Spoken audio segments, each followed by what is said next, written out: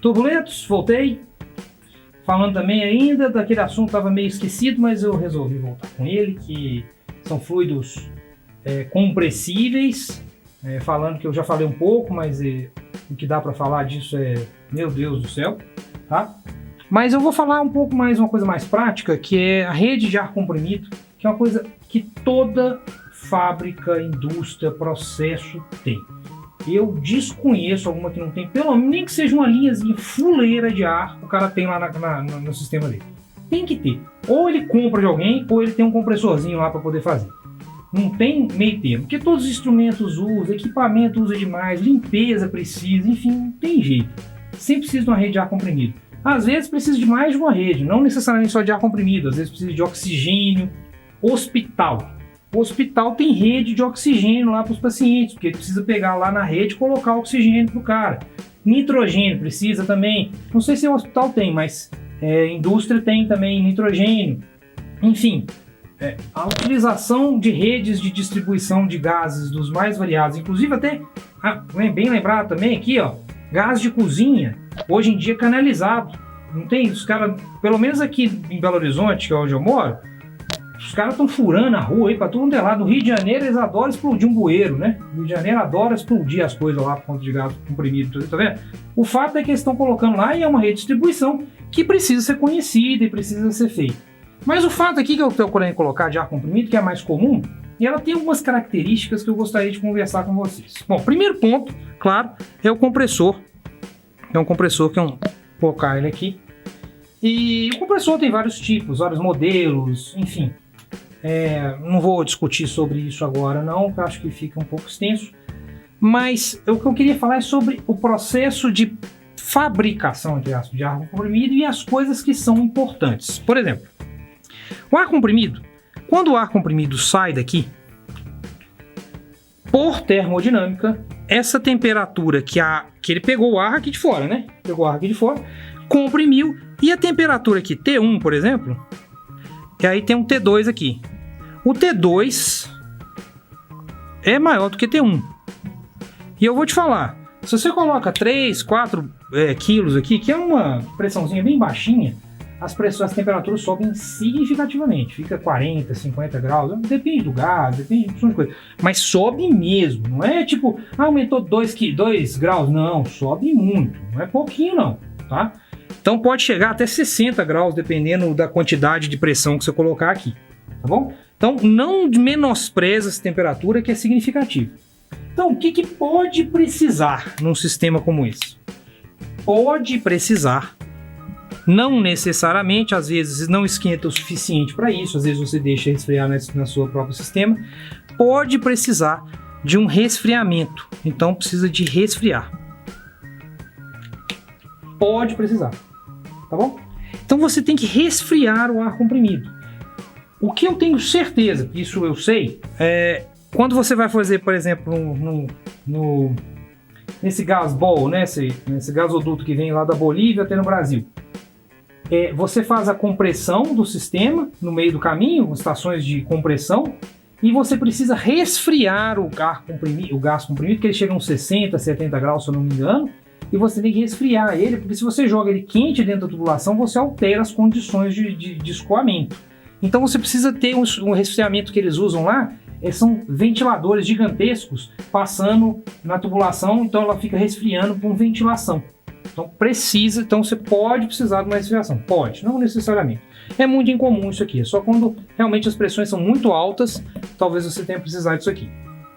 Agora, isso que eu vou colocar agora, precisa, tá? Depois você vai ter que fazer aqui, ó. Você vem aqui, ó, no secador. Esse precisa. Esse é garantido que você vai precisar. Por quê? O ar da atmosfera, ele tem água. Você lembra? Vocês já viram no negócio? A umidade relativa do ar, 74%. Significa que nós está 74% água, 32%? Não, claro que não. 36% ar? Não, não é isso. É porque o ar aguenta uma quantidade de água dissolvida dentro dele. E essa quantidade de água dissolvida depende da pressão, temperatura, só de coisa, tá? mas ele tá lá. Se ela chega a 100%, automaticamente a água coalesce, ou seja, ela forma gotículas e cai. Conhecido como a famosa chuva, entendeu? Então se você aumenta, chega a 100%, vai chover. Ou no mínimo você vai melar inteiro. Tá? Melhor das hipóteses, ou pior, depende do ponto de vista. Então, quando você tem essa questão da umidade, e ela é em função da pressão e da temperatura. Então se você comprime o gás, você altera essa condição. E no caso de compressão, você diminui a quantidade de água dissolvida que o ar aguenta. Ou seja, se você comprimiu, automaticamente dentro da sua tubulação já tem gotas. Choveu dentro da tubulação. Pelo amor de Deus. Tá? Aspas. Então, esse ar vai estar bem molhado, vai estar carregando um tanto de gotículas. E você precisa secar. Pelo menos um pouquinho. Você pode secar num secador para ficar assim, porreta, zero. Ou você pode fazer, se isso aqui você usa quando você vai numa rede muito específica, que precisa de ser muito seca, por exemplo, a parte de instrumento precisa ser bem sequinho. Ou você coloca num filtro chamado filtro coalescente, que ele pinga o gás. Ou seja, o gás está sendo arrastado, ele vai lá, dá um jeitinho e purga aquele negócio. Então ele aqui vai sair 100%? Não, vai sair 90%. Mas às vezes é o suficiente. Então você tem essas duas opções, secador e filtro coalescente, ou então os dois, um na frente do outro, também pode.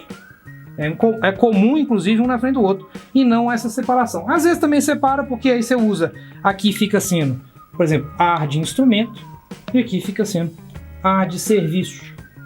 Muito comum isso. Muito comum. Então o processo de ar é esse. Agora tem uma outra coisa também que pode acontecer que é importante. Um acumulador. Pode ser tanto aqui quanto aqui ou nos dois. Um acumulador. O que esse acumulador faz? É como se fosse um vaso grandão que serve como se fosse um tanque, pulmão, né? Ou seja, ele armazena, entre aspas, oxigênio dentro do gás, no caso dele, no caso que eu estou falando de comprimido. Então você armazena pressurizado aqui gás. Para que serve isso? O compressor parou por alguns minutinhos, deu um pepino, travou, sei lá. Esse cara segura a rede pressurizada por um tempo, porque ele tem acumulado um pouco de gás aqui dentro. Mas ele não funciona igual um tanque, que ele não tem nível, né? Esse cara não tem um nível de gás dentro dele, não. Ele tem uma pressão. À medida que você for consumindo essa pressão, vai saindo a massa dele e a massa vai diminuindo a pressão. Então isso aqui some, não é isso. A pressão dele vai diminuindo, então a sua rede, a pressão dele vai diminuindo cada vez mais, né? Então aqui no caso P2 é maior do que P1 e vai diminuindo e a sua rede vai diminuindo a pressão lentamente. Aí a vazão dela vai diminuindo lentamente. Então você liga lá, vai... Sem ele, assim, ó. Com ele é... Entendeu? O sonoplástico, entendeu? Então, isso também é uma coisa útil, que você consegue calcular, inclusive, uma quantidade de atividades que você pode fazer na sua planta com esse cara, com um compressor parado. Com o compressor parado. Então, ele é um acumulador, digamos assim. Então, isso aqui... Eu estou colocando aqui esse amarelo porque não necessariamente precisa, mas esses outros aqui normalmente você vai ver e são importantes. Então, entenda isso. A rede de ar comprimido precisa desses compostos aqui, precisa de todos esses compostos, e talvez não esse. E além do mais, o compressor também pode ter óleo, e o secador e o filtro coalescente também tiram o óleo. O ideal é o compressor não emitir óleo, porque tem lá os sistemas dele de engrenagem, precisa de óleo para lubrificar, senão ele pega fogo, literalmente, que vai com partes mecânicas, um atrito sem óleo, pega fogo, fato, entendeu? Então, pode sair no ar, você não quer que saia no ar. Então, o ideal é que ele não saia o óleo para cá. Então você pode proteger também com fios coalescentes, talvez o secador também consiga segurar, mas o ideal também não seja. Então são essas as características.